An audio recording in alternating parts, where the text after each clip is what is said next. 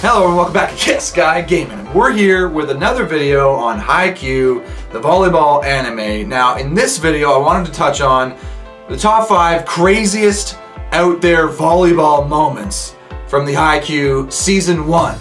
Now if you haven't seen my reaction videos to this season, to this series, I'm going through each episode, reacting, taking a look. I'm a former professional beach volleyball player, indoor volleyball player, and professional indoor volleyball coach. So I try to bring some of my volleyball knowledge to this series, and it's a great series. It's been a blast watching through. We finished Season 1, but I figured in this video we take a look back at the top 5 crazy volleyball moments from the series and just give some thoughts to why they're crazy and how they were also very fun to watch. Okay, so first up is in episode 1. Hinata in his first game against Kageyama.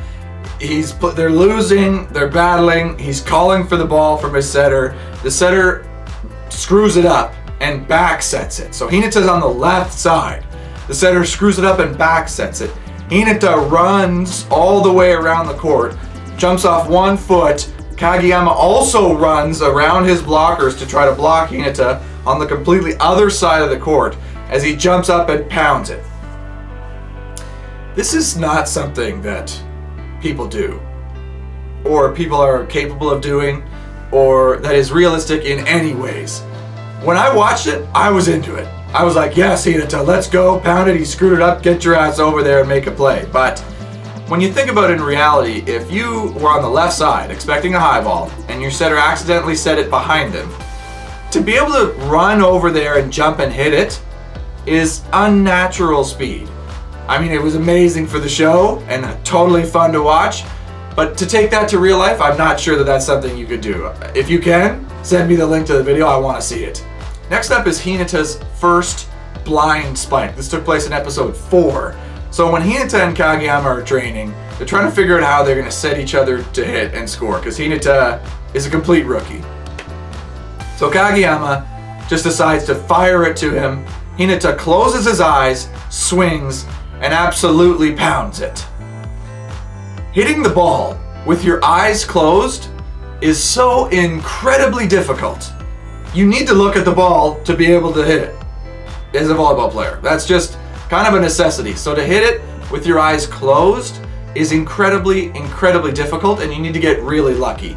The fact that they do this and do it well is unreal. It definitely, as a plot point, signals how special the two of them are. Hinata just trusting and just pounding, and he somehow makes it happen, and Kageyama to get the ball there.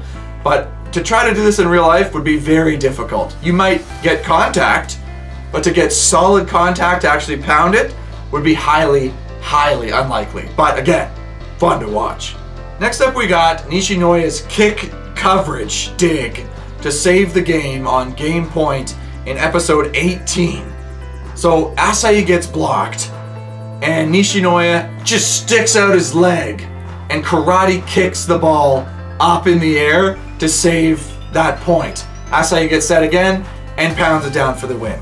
Normally, covering a hit is not that unbelievable, but in this case, to stick your leg out like that and kick it is very hard to do in that way. Kicking on you see people kick coverage all the time actually. You get blocked down to the foot, you just kick it up. That's not unrealistic. The unrealistic and crazy part is the way he slid his leg out, the way he did it was beside him and still managed to get it up. I would love to see a video of somebody trying to do that and executing the ball, getting it high enough in the air for somebody to set in a real life video. Please, if you have that, link me below. I need to see it because that seems like something that is borderline impossible. Just the way your leg moves and getting the momentum you need to pop it up in the air. I don't know if it's even possible. If it is, let me know. But for high school volleyball boys to be doing that type of play, whoa. Next up, we got Kageyama's crazy back set to Hinata from way off the net. I talked about this in a few different episodes. They run this play a few times and it's just unbelievable. Professional level volleyball players cannot even do the type of set that Kageyama does. Setting a back set from way off the net to a shoot middle player in the front court to pound, it's just not something that is done in professional volleyball. So the fact that this high school volleyball first year setter, like the kid's 15 years old, doing this type of set to a full pound is just highly unrealistic. Get me fired up every time he did it though, because Hinata pounded it. It was like, let's go. But would this really happen ever? Probably not. And finally, another piece I talked about in a few different episodes. The back shoot set that Hinata runs, that Kageyama fires back. They call it the broad set in the show. I don't know what that means. We call it a back shoot, you know, an 81, a 91. Hinata runs around and goes back shoot. The Kageyama connects with him and Hinata pounds it reliably. This is unrealistic for a few reasons. Hinata, it seems, is never in the front row with the right side, Daichi. And if Daichi's there, I'm going, dude, what are you doing? I'm right here. You're running a shoot right in front of me. I'm right here. So that's one thing. That would only be able to run in a few rotations anyways. The second thing is Hinata is a rookie volleyball player. So to run a full step around back shoot, Kageyama find him reliably on that set. And Hinata have the sense to see where it is and hit it. It's just unbelievable. The talent from these first year players, they really exaggerated here, and I'm not sure they really talk about how crazy of a play that is. This is a play, again, you don't really see professional volleyball players do. You see back fast tempo balls for sure, you see shoots, but do you see the full step around one back shoot play? Not really that often. Usually the step arounds are a bit loopier to give the middle player time to get there and actually make good contact. So here it's just unbelievable, but again, a blast to be a part of. Anyway guys, that'll do it for this episode. Hopefully you enjoyed this video. Those are some of the top 5 crazy volleyball moments, at least in my opinion, from season 1. If there's any I missed, hit me up in the comments below. If you liked the video, hit that like button, and if you want to see more videos like this, please subscribe to Yes Guy Gaming. Welcome to the community. We do all sorts of volleyball, video game, anime, movie related stuff here on the channel, so thanks for joining us. Thank you again so much for watching. I hope to see you next time on Yes Guy Gaming.